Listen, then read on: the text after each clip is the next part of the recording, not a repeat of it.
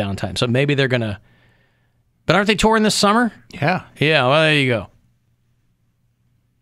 So Dream Widow is part of the movie, I think. I think what it is that's the music that possesses him or haunts the house. So it's all pretty meta. But if you hear Dream Widow, it's just Foo Fighters. And he said the deadline almost killed him because he had to have it out before the, obviously in time for the movie. Another track on the album is a 13-minute metal epic composed of 4 or 5 different passages of music. So there you go. I can't get a vibe on whether or not that movie's going to be any good. I guess I'll see it just to see it, because who cares if it's good? It's Foo Fighters, will be fun. And it's got, like, Whitney Cummings is in it, and a bunch of other people. Andy Richter. It's got other people in it. But it's out next Friday on a theater near you. And they all play themselves. Except for, the people you already know. I assume. Tomorrow, we are going to be live at Public Auditorium. We're going to be on the lower level, I'm reading. We'll have a big old setup. You'll see the Buzzard, you'll see the Alan Cox Show, screens, and that whole thing. For the NBA crossover event.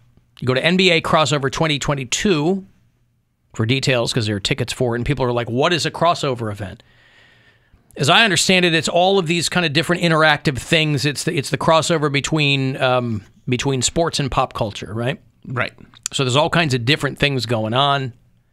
We'll be there live tomorrow starting at 2. Our first public live broadcast in a couple of years.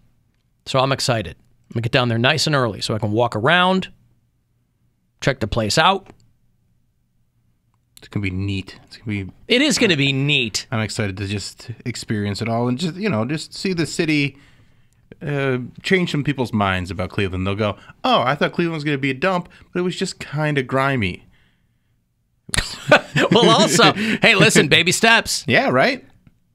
Listen, it's supposed to snow tonight and tomorrow. So, again, this is not happening in Miami. It's happening in Cleveland. But it shouldn't be. You pays your money and you takes your chances. We're not getting inches, though, right? Yeah!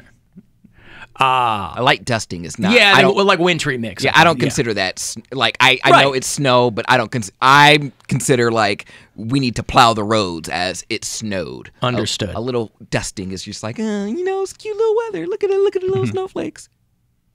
But again, does preclude anyone coming here. A lot of celebrities are coming. Does keep them from having like a Miami time. Yeah, is what I'm saying. Well, they were all just in L.A. for the Super Bowl, so now you got to come and be a little bit cold. And also, you're not outside for that long. We got some nice indoor spaces in Cleveland. You'll be fine. And also, this is a perfect opportunity to like show off your cool winter coats. Right. If you're a celebrity, that's you want to great flex. Way to flex. So the NBA Gore-Tex. The NBA crossover sessions, that you have to buy these in advance. Tomorrow's are noon to 4 and 4 to 8. We will kind of straddle the two because we'll be there from 2 to 6:30. And then the All-Star Celebrity Game is at the Wolstein Center tomorrow night, 7 o'clock. And then the Clorox Rising Stars at the Romo Fijo at 9 o'clock. And then the NBA Jams concert back at Public Auditorium tomorrow night, 9:30, with Nelly, who I haven't seen since I saw him live in the Bahamas. And Nelly is somebody you see and think it's going to be boring. I shouldn't say you. I didn't really have a dog in the Nelly fight. So when we were in the Bahamas and we saw Nelly, I was like, okay, Nelly, like I get it. I was on in St. Louis for a while. I understand. But dude has hits. Every song this dude was going, I go, that's Nelly? Wow. Yeah, Nelly's got tons of hits. Yeah. I didn't realize how many. He was like kind of the guy for like a decade. I mean, I think that Band-Aid thing, unfortunately for him, that happened before social media. He could have really been a Band-Aid influencer. Wasn't he the guy with the Band-Aid? Yeah, he's got the Band-Aid, yeah. What was that supposed to signify? Because he had been hurt in love and the Band-Aid? What was that? That was a weird affectation, I thought. I think it was just to look different, honestly. Look different? I think it just was. Well, you've crossed a lot of stuff off the list by the time you get to Band-Aid. Well, he wasn't going to do anything. You got a tattoo, sunglasses on the back of your head. What do you want? I got it. Band-Aid on my face. It worked because people have no idea what the Band-Aid was for. Sometimes it was really big. Sometimes it was really small. Sometimes they didn't have it at all. Oh, it would change sizes? Yeah. Oh. I thought you just misplaced a Breathe Right strip. You know, Nelly thrashes around so much when he sleeps that when he wakes up in the morning, that strip is all over on his cheek. It's completely separated from the bridge of his nose. Speaking of Cleveland, more cast members from the original Christmas Story have joined the Christmas Story 2 film. Peter Billingsley was, who's the main kid? Yeah, Ralphie. Ralphie. Peter Billingsley, who is grown up to be a big-time producer, and he doesn't act too much anymore, but he and Jon Favreau, I think, are production partners, or Vince Vaughn, something like that. So they've been doing things for a long, long time. But Peter Billingsley is going to be the top-line guy in the Christmas Story 2. I thought they already did a Christmas Story 2. I thought they did too, but that was direct to DVD. This is going to be like a real big production. I think so. This is for HBO. And they've got more people from the original cast. The guy who will play Ralphie's little brother, Randy. The guy that played him in the movie, I don't know if he still lives in Cleveland, but he lived in Cleveland for a bit. Just long enough to shoot the movie? No, like he was here. Like, was he? He wasn't acting anymore. A couple other people will return to play Ralphie's friends, Flick and Schwartz. And Zach Ward, who played the bully Scut Farkas. Scut? You mean Scott? This says S-C-U-T. Well, it was, I believe, Scott Farkas. Okay. Again, I've never seen this movie all the way through, so I'll take their word for it. The sequel will be set in the 70s with an adult Ralphie returning to his old house on Cleveland Street. It was on Cleveland Street? It was on Cleveland Street. In Cleveland, Ohio? No, it didn't take place in Cleveland, Ohio. It was shot in Cleveland, they shot Ohio. it. It wasn't set in Cleveland? But it was supposed to be, I want to say Wisconsin, because the dad was a Packers fan, I think. Okay. So, I think it was a Wisconsin town. Okay. This says that Scut was his nickname. Oh. Scott Scut. Boy, they really they did a long leap for that one. Hey, my name's Scott. What did everybody call you? Scut. They can't be bothered. Right. So production was originally supposed to, and this is how, this is what made me laugh. They're shooting this in Hungary, which means... Why not just shoot it in Cleveland Because for the very fact that they were like, hey, are we going to get any tax breaks? Let's go over to Hungary.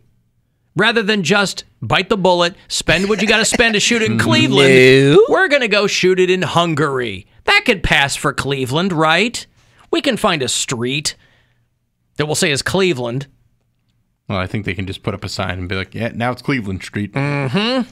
Does Hungary look enough like America in the 60s or 70s that they go, yeah, this will work? Probably. Because I feel there's like a lot of European cities that look like America in the 70s. But there's a lot of Cleveland that looks like America in the 70s. That's why they always shoot like... That's what I'm saying. Yeah, they like, if they want it Detroit in the 70s, they shoot it in Cleveland. Mm-hmm. Yeah, what was the Judas and the Black Messiah? Right. That was shot in Cleveland, and it's supposed to look like Chicago real rough in the 70s, area of Chicago in the 70s and 60s. So, when faced with a choice between On Location in Cleveland or Budapest, I guess they chose the latter. But, I mean, production costs are always what will determine where you shoot the film. So, I would love to know the story behind that. Because, okay, they didn't shoot, or they did shoot the first one here, whatever. Why not shoot the second one here? They go, nope. So, it's supposed to be out by this Christmas. Oh, it takes place in Indiana, someone's telling me. Indiana, there you go. I guess they thought that Hungary was going to be a great state. Lots of corn, I guess, in the outskirts of Eslargom.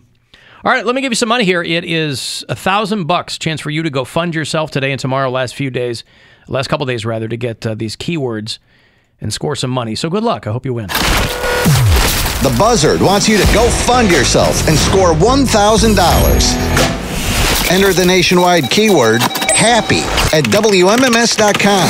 That's happy. Enter it now at WMMS.com. And good luck from Buzzard Radio. So, Scott Farkas is going to reprise his role. And frankly, why wouldn't you? You're grown up. When was the last time you were in a movie? Christmas Story is probably the last movie you were in. That was a weird-looking dude as a kid.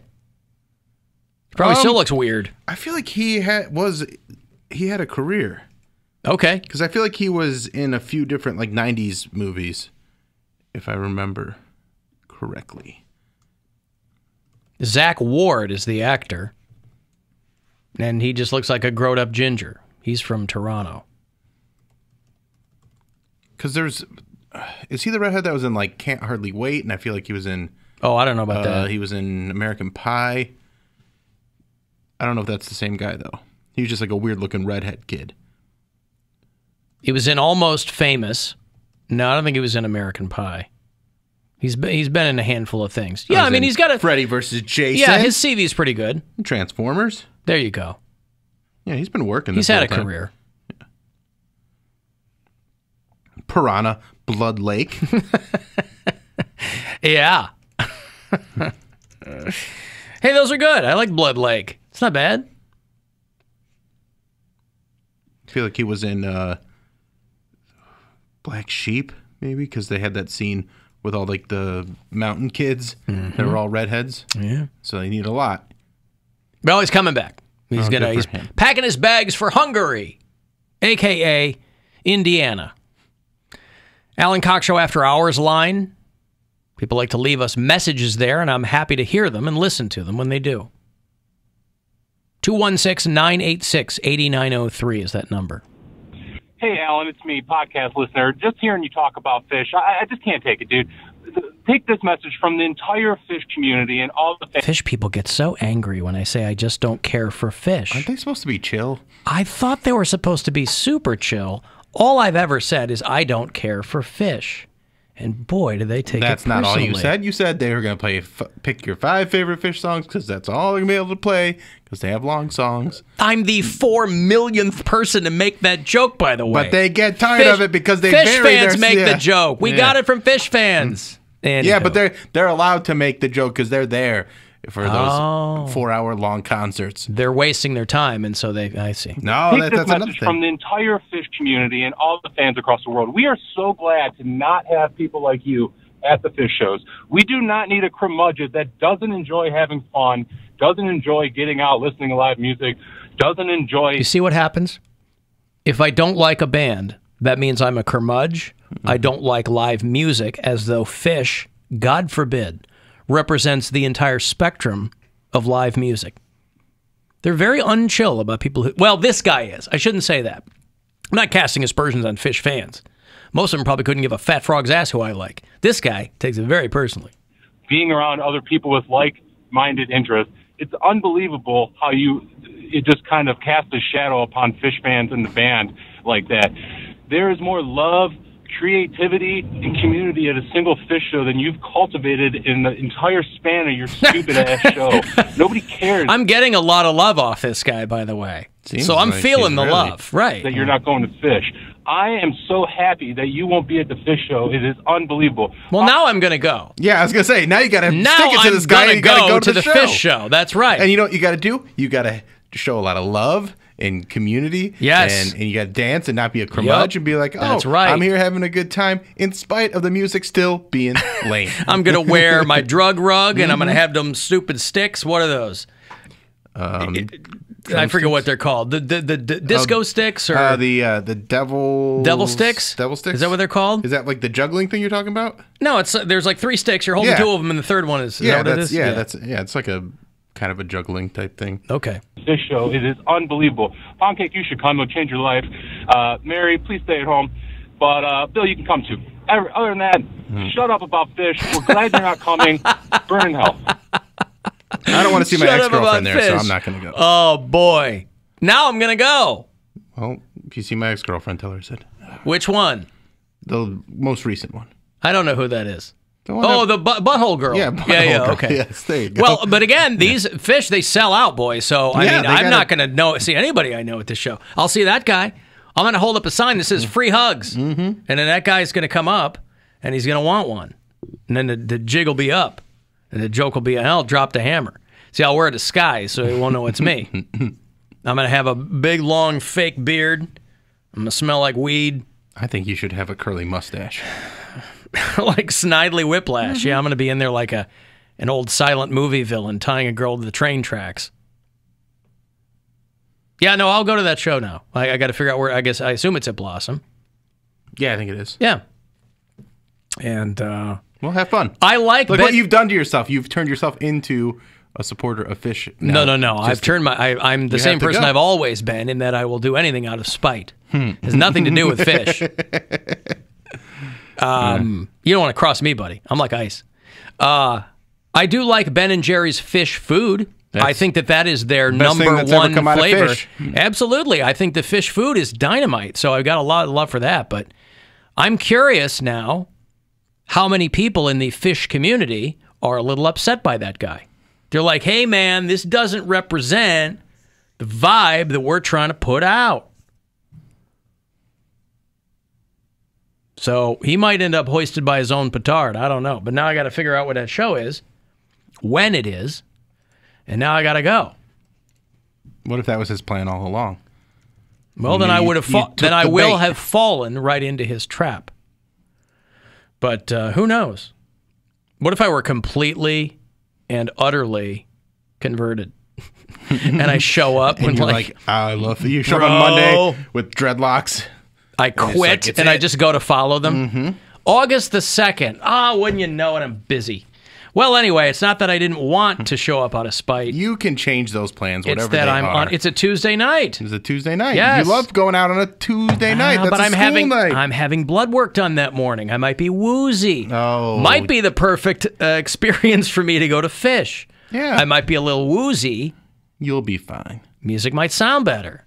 Anyway, all I've ever said is don't care for the band. But that dude took it very personally. So, enjoy. I want you to enjoy that show. Live music's dynamite, right? To each their own. I've got a break. You want to text for anything, 35192. I'll see those there. And you can listen anywhere you are on the iHeartRadio app. The Alan Cox Show on 100.7 WMMS. When your bank account